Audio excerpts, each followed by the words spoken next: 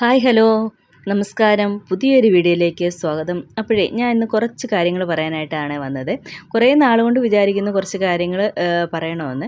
വേറെ ഒന്നുമല്ല, ഞാനിപ്പം ഫേസ്ബുക്കിൽ ആക്റ്റീവ് ആകാൻ തുടങ്ങിയിട്ട് ഏകദേശം ഒരു 2 മാസത്തോളം ആയി കാണും കേട്ടോ. യൂട്യൂബിൽ ഒരു 2-3 വർഷമായിട്ടുണ്ട്.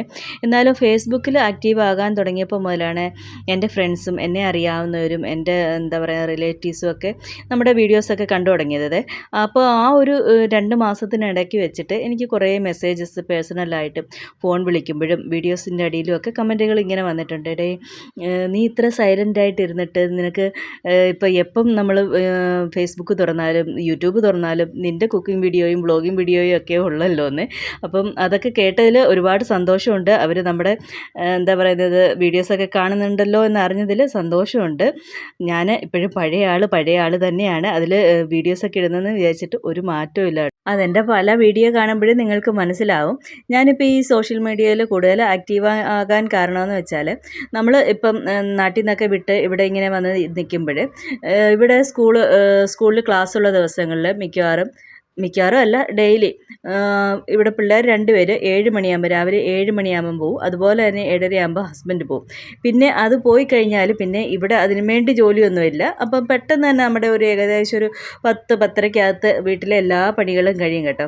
അത് കഴിഞ്ഞാൽ പിന്നെ ഇങ്ങനെ തന്നെ ഇരിക്കണം. നമ്മുടെ നാട്ടിലെ കൂട്ട് അപ്പുറത്തോട്ടോ ഇപ്പുറത്തോട്ടോ പോയി കാര്യം പറയാൻ അങ്ങനെ എന്താ പറയുന്നത്, അങ്ങനെയുള്ള ഒരു ആൾക്കാരല്ല ഇവിടെ ഉള്ളത്. നമ്മൾ ജസ്റ്റ് കാണുമ്പം സംസാരിക്കും, അത്രയൊക്കെ ഉള്ളൂ കേട്ടോ. അപ്പോൾ അതിൽ നിന്നൊക്കെ ഒരു ബോറടി മാറ്റാൻ, ജസ്റ്റ് ഒരു ടൈം പാസ് ആകാനായിട്ടാണ് ഞാൻ കൂടുതലും ഇതിൽ ആക്റ്റീവ് ആയത്.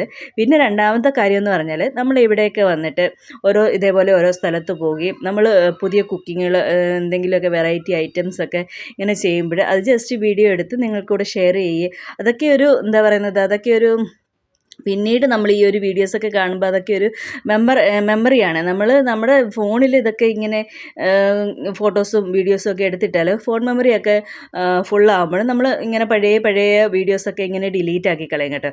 അപ്പോൾ എനിക്ക് തോന്നി ഇതിങ്ങനെ ഇതിൽ ഫേസ്ബുക്കിലോ ഈ യൂട്യൂബിലോ ഒക്കെ കിടന്നാൽ നമുക്ക് ഏതൊരു കാലത്ത് എടുത്ത് നോക്കിയാലും നമ്മൾ പോയിട്ടുള്ള സ്ഥലങ്ങൾ, നമ്മൾ ചെയ്തിട്ടുള്ള കാര്യങ്ങളൊക്കെ ഇങ്ങനെ ആ ഒരു എന്താ പറയുന്നത് സന്തോഷം, അവിടെയൊക്കെ പോയിട്ടുള്ള കാര്യങ്ങൾക്ക് നമ്മൾക്ക് ഒന്നുകൂടെ കാണാൻ സാധിക്കുമല്ലോ എന്ന് വിചാരിച്ചിട്ടാണ് ഞാൻ കൂടുതൽ ഇതേപോലെയുള്ള വീഡിയോസൊക്കെ അപ്ലോഡ് ചെയ്തത് കേട്ടോ. അതെ, ഇന്നത്തെ യാത്ര എങ്ങോട്ടാണെന്ന് പറഞ്ഞില്ലല്ലോ. ഇതാണ് അമൃത് ഉദ്യാൻ. ഇന്ത്യയിലെ പ്രശസ്തമായ ഒരു മനോഹരമായ പൂന്തോട്ടമാണ് കേട്ടോ.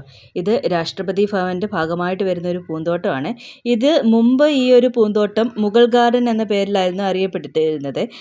2023 രാഷ്ട്രപതി ദ്രൗപദി മുർമു ഈ തോട്ടത്തിന് അമൃത് ഉദ്യാൻ എന്ന പേര് നൽകിയത് കേട്ടോ. 2023 ഇതിൽ ഈ ഒരു പൂന്തോട്ടത്തിൽ എന്താ പറയുന്നത്, പലതരത്തിലുള്ള റോസാപ്പൂക്കൾ, ലില്ലി, ഡെയ്സി, പിന്നെ തുലിപ്പ് പൂക്കൾ, അങ്ങനെ പലതരത്തിലുള്ള പൂക്കൾ നമുക്ക് കാണാൻ പറ്റും കേട്ടോ. നല്ല രസമാണ്.